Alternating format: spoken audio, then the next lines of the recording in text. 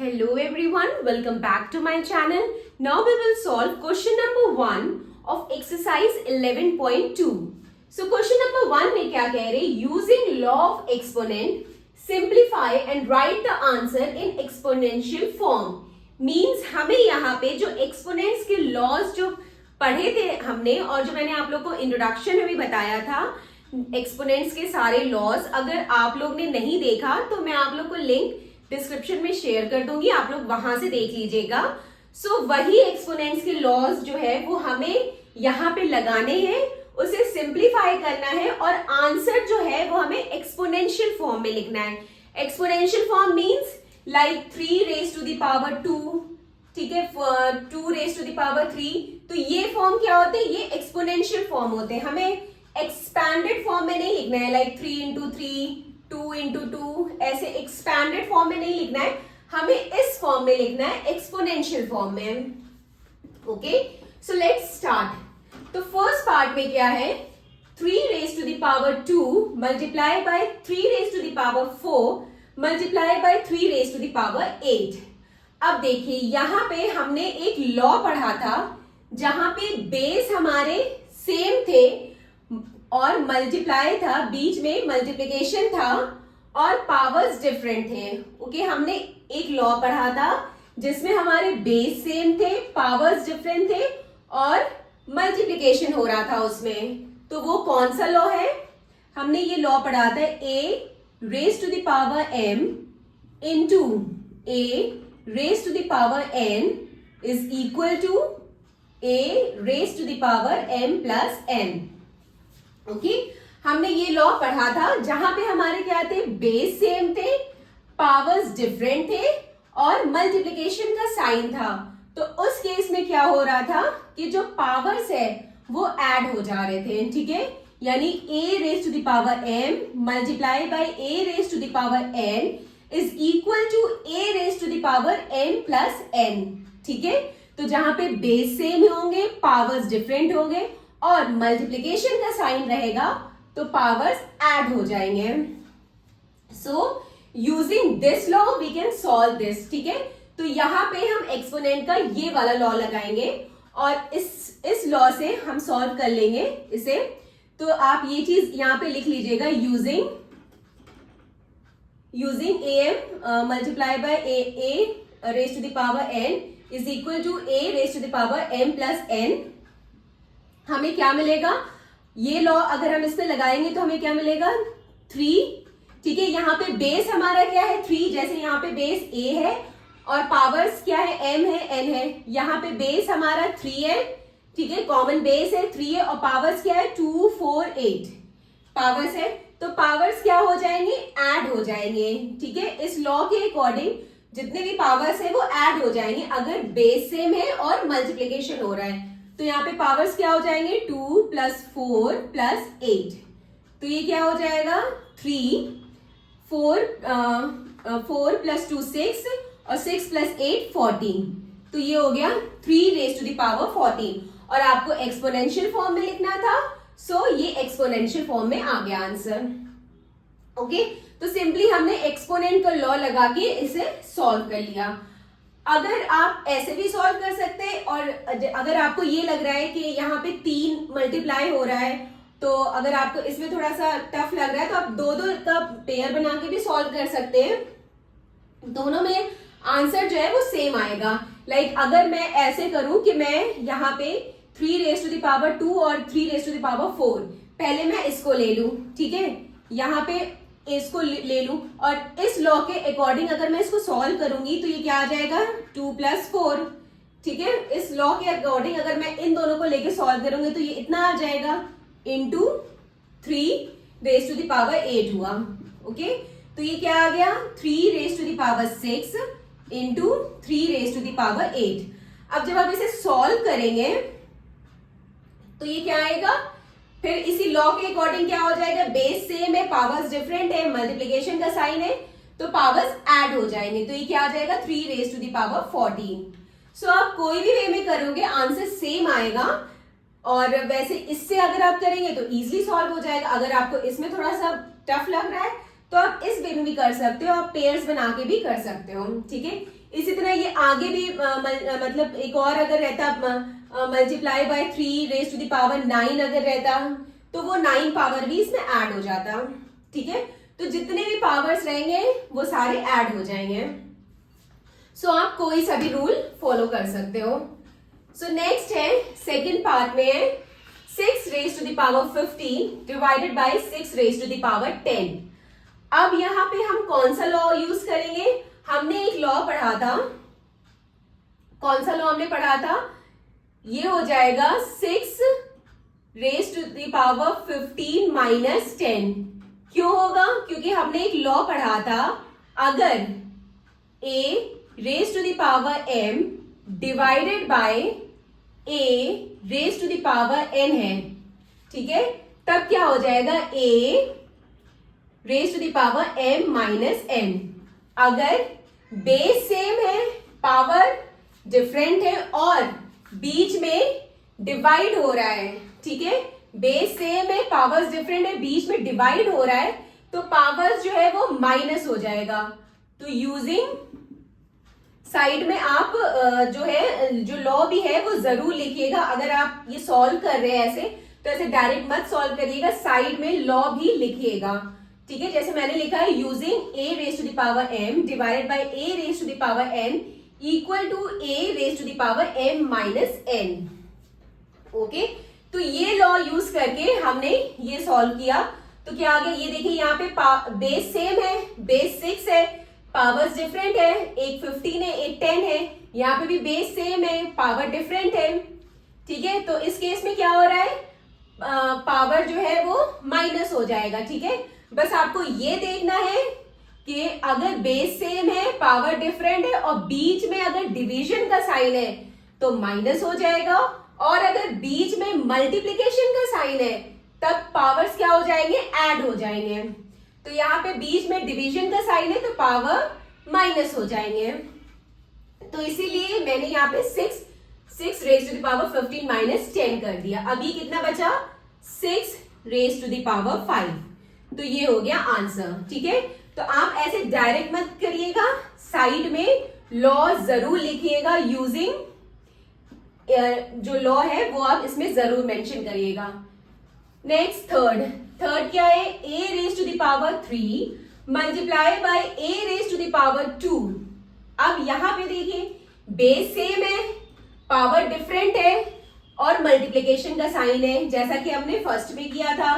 Base same है, powers different है और मल्टीप्लिकेशन का साइन है, तो इस केस में क्या हो जाता है? पावर्स ऐड हो जाते हैं। सो इसको हम लिख सकते हैं a raise to the power 3 plus 2, और साइड में आप लॉ भी जरूर लिखिएगा, यूजिंग इसमें यूज किया a raise to the power m into a raise to the power n equal to a raise to the power m plus n, ठीक है। तो साइड में लॉ भी जरूर लिखिएगा। तो ये क्या हो जाएगा? a raise to the power 5। तो ये हमारा आंसर हो गया। Okay, now the fourth part क्या है? 7 raise to the power x multiply by 7 raise to the power 2। अब यहाँ पे बेस सेम है, मल्टीप्लिकेशन का साइन है बीच में, एंड पावर्स डिफरेंट है। यहाँ पे पावर में वेरिएबल है तो उस पे कंफ्यूज मत होइएगा, सिंपल आपको यहाँ पे एक्सपोनेंट का लॉ लगाना है। ओके, तो अब देखिए यहाँ पे जब हमारे पास बेस सेम रहता था और पावर्स डिफरेंट रहते थे और मल्टीप्लिकेशन का साइन रहता था, तब हम कौन सा लॉ लगाते थे? हम लगाते थे ये वाला लॉ, यूजिंग कौन सा लॉ लगेगा? a raise to the power m multiply by a raise to the power n is equal to a raise to the power m plus n, ठीक है। बेस सेम है, पावर्स डिफरेंट है, multiplication का sign है, तो उस case में क्या होते हैं? पावर्स ऐड हो जाएंगे। तो यहाँ पे जो पावर है हमारे x और 2 ये दोनों ऐड हो जाएंगे। तो ये क्या हो जाएगा? बेस हमारा 7 है और पावर x है और प्लस 2, तो इस केस में पावर ऐड हो जाएंगे, ठीक है।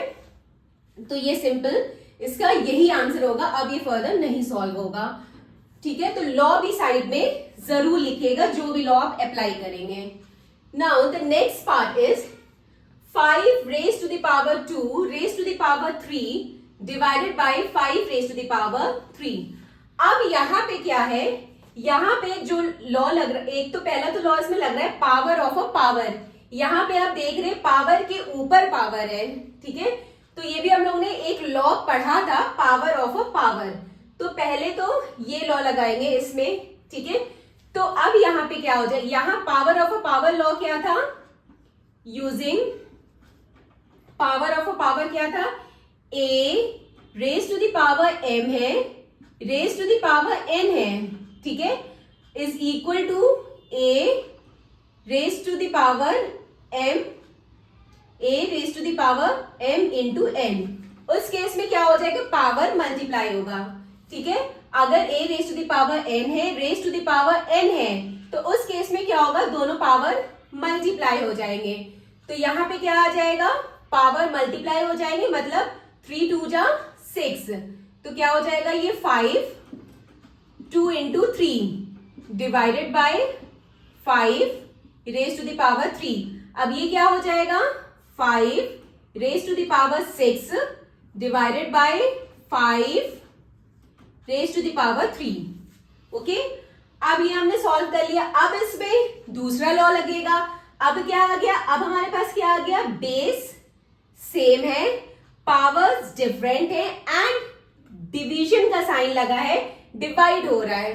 तो इस केस में हम कौन सा लॉ लगाएंगे, यहां पे हम लगाएंगे यूजिंग, हर स्टेप में आपको लॉज जो है वो जरूर लिखना है। यहां पे लगेगा a raise to the power m divided by a raise to the power n is equal to a raise to the power m minus n। Base same है, पावर डिफरेंट है एंड बीच में डिवीजन का sign लगा है, तो उस case में पावर क्या होंगे, सब्ट्रैक्ट होंगे, माइनस होंगे। तो अब ये क्या हो जाएगा, 5, बेस हमने लिख दिया, बेस हमारा 5 है, पावर डिफरेंट है, डिवीजन का साइन है, तो पावर सब्ट्रैक्ट हो जाएंगे। तो ये क्या हो जाएगा, 6 माइनस 3। तो ये क्या आ जाएगा, 5 raise to the power 6 minus 3 कितना हो गया, 3। तो 5 रेज टू द पावर 3, ये हमारा आंसर है। ओके, तो इस तरह से हमने ये से सॉल्व कर लिया और ये साइड में ये लॉ जो हमने यूज किया है वो लिखा है। नाउ फिफ्थ पार्ट में क्या है, 2 raise to the power 5 multiply by 5 raise to the power 5। अब यहां पे देखिए, यहां पे बेस हमारा डिफरेंट है एंड पावर हमारा सेम है और मल्टीप्लीकेशन का साइन है। तो इस केस में हम कौन सा लॉ लगाएंगे, यहां पे हम लगाएंगे यूजिंग, बेस हमारा सेम है, पावर हमारा डिफरेंट है, सॉरी बेस हमारा डिफरेंट है एंड पावर हमारा सेम है और बीच में मल्टीप्लीकेशन का साइन है। तो इस केस में क्या, कौन सा लॉ लगेगा, a raise to the power m into b raise to the power m is equal to a into b raise to the power m। Okay, तो इसमें हम ये लॉ लगाएंगे, मतलब इस केस में क्या हो जाएगा, जो a और b जो हमारे जो बेस है वो मल्टीप्लाई हो जाएंगे और पावर कॉमन हो जाएगा, ठीक है। तो ये क्या हो जाएगा हमारा, 2 इंटू 5 10 हो जाएगा, बेस हमारे मल्टीप्लाई हो जाएंगे, तो ये क्या हो जाएगा, 2 इंटू 5 10 हो जाएगा और पावर हमारे कॉमन आ जाएंगे, ठीक है। तो यहां पे हमने ये लॉ यूज किया है। Now the seventh part, a raise to the power 4 multiply by b raise to the power 4। अब यहाँ पे भी क्या है, यहाँ पे बेस हमारे डिफरेंट है एंड पावर हमारे सेम है और बीच में मल्टीप्लीकेशन है। तो यहाँ पे हम कौन सा लॉ लगाएंगे, using a raise to the power m into b raise to the power m equal to a cross b, a into b raise to the power m। Okay, अगर हमारे बेस डिफरेंट है, power same है और बीच में multiplication का sign है, तो उस केस में ये दोनों जो बेस है वो मल्टीप्लाई हो जाएंगे और पावर कॉमन हो जाएगा, ठीक है। तो यहां पे हम क्या कर सकते, इसे लिख सकते हैं अकॉर्डिंग टू लॉ, हम इसे लिख सकते हैं a क्रॉस b, ठीक है। हमने बेस को मल्टीप्लाई कर दिया एंड पावर कॉमन आ गया 4, तो ये हो गया। अब हम इसको इस तरह भी लिख सकते हैं, a into b raised to the power 4. Okay, so this will be the answer. Now 8 part में क्या है, 3 raised to the power 4 raised to the power 3. Okay, तो इसमें कौन सा लॉ लगेगा, पावर ऑफ अ पावर वाला जो हम लोग ने लॉ पढ़ा था वो लगेगा। वो क्या था, पावर ऑफ अ पावर क्या था, using a raised to the power m raised to the power n is equal to a raised to the power mn. ठीक है, इस केस में क्या होगा, पावर मल्टीप्लाई हो जाएगा। ठीक है, पावर ऑफ अ पावर वाले लॉ में क्या होता है, जो पावर्स होते हैं वो मल्टीप्लाई हो जाएगा। तो यहां पे सिंपल क्या हो जाएगा, 3 raise to the power 4 into 3। ठीक है, तो अब हम इसे कैसे लिख सकते हैं, 4 3s are 12, so 3 raised to the power 12 will be the answer. Now 9 part. Here we have 2 raised to the power 20 divided by 2 raised to the power 15 in bracket and then multiply by 2 raised to the power 3. तो यहाँ पे सबसे पहले हम ये solve करेंगे, then उसके बाद ये मल्टीप्लाई करेंगे। ओके, तो यहाँ पे क्या, 2 raise to the power 20 divided by 2 raise to the power 15, यहाँ पे हम कौन सा लॉ लगा सकते थे, यहाँ पे लगेगा using a raise to the power m divided by a raise to the power n is equal to a raise to the power m minus n।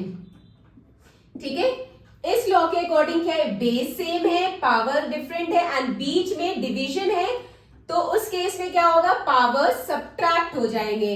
ठीक है, तो यहां पे हम लिख सकते हैं 2 raise to the power 20 minus 15। Okay, and then उसके बाद इसे हम ऐसे ही लिख देंगे 2 रेज टू द पावर 3। अब ये क्या हो जाएगा, 2 raise to the power 20 minus 15 कितना हुआ, 5 into 2 raised to the power 3। अब यहां पे सॉल्व करने पे ये आया। अब हम इस पे भी एक लॉ लगा सकते हैं, वो क्या है, यहां पे क्या है, बेस सेम है, पावर डिफरेंट है एंड बीच में मल्टीप्लिकेशन का साइन है। तो इस केस में हम कौन सा लॉ लगाएंगे, इस केस में क्या होगा, पावर्स ऐड हो जाएगा, बेस सेम है, पावर्स डिफरेंट है एंड मल्टीप्लिकेशन का साइन है, तो उस केस में पावर ऐड हो जाएगा। और अगर यहाँ पे डिवीजन का साइन होता तो उस केस में पावर डिवाइड हो जाता, सॉरी उस केस में पावर सब्ट्रैक्ट हो जाता। तो यहाँ पे अब हम कौन सा लॉ लगाएंगे, using a raise to the power m multiply by a raise to the power n is equal to a raise to the power m plus n। ठीक है, बेस सेम है, पावर्स डिफरेंट है, तो इस case में powers add हो जाएंगे। तो यहां पे क्या हो जाएगा, 2 बेस सेम है, पावर्स डिफरेंट है, मल्टीप्लिकेशन का साइन है, तो इस केस में पावर ऐड हो जाएगा। तो ये क्या हो जाएगा, 2 5 प्लस 3, तो इसे हम लिख सकते हैं 2 रेज टू द पावर 8, इसका आंसर हो गया। Okay, now the 10 part. 10 part में क्या कह रहे हैं, 8 raise to the power t divided by 8 raise to the power 2। तो यहाँ पे पावर वेरिएबल में है, उससे हमें कोई फर्क नहीं पड़ता, चाहे पावर वेरिएबल में हो चाहे बेस वेरिएबल में हो, कोई फर्क नहीं पड़ता, हमें सिंपल यहाँ पे लॉ लगाना है। ओके, तो उस केस में कौन सा लॉ लगेगा, ये जो डिवाइड वाला लॉ हमने लगाया था, a raise to the power m divide by a raise to the power n equal to a raise to the power m minus n। यहाँ पे बेस सेम है, पावर डिफरेंट है, डिवीजन का sign लगा है, तो हम कौन सा लॉ लगाएंगे, ये वाला लॉ लगाएंगे। ठीक है, तो यहां पे मैं फिर से लिख दे रही हूं, using a raise to the power m divided by a raise to the power n is equal to a raise to the power m minus n। इस केस में क्या हो जाएगा, पावर सब्ट्रैक्ट हो जाएंगे, बेस सेम है, power different है, division का साइन है, तो इस केस में पावर सब्ट्रैक्ट हो जाएंगे। तो ये क्या आ जाएगा, अकॉर्डिंग टू दिस लॉ ये आ जाएगा 8 और ये बेस हमारा 8 है, पावर हमारा एक t है और 2 है, दोनों सब्ट्रैक्ट हो जाएगा, तो क्या हो जाएगा t माइनस 2। तो अब ये फर्दर नहीं सॉल्व होगा, तो ये ऐसे ही रहेगा, तो इसका आंसर यही रहेगा। ठीक है, तो आप लोग लॉ वो हर जगह मेंशन, मतलब लॉ जो है हमेशा साइड में जरूर मेंशन करिएगा, वरना आप लोग को पूरे मार्क्स नहीं मिलेंगे। तो साथ में आपने जो लॉ भी अप्लाई किया है वो लॉ भी आपको लिखना है। Okay, so this completed our question number 1। Now question number 2 in the next video. और अगर ये वीडियो आपको अच्छा लगा तो please like, share and subscribe my channel. Bye bye, take care.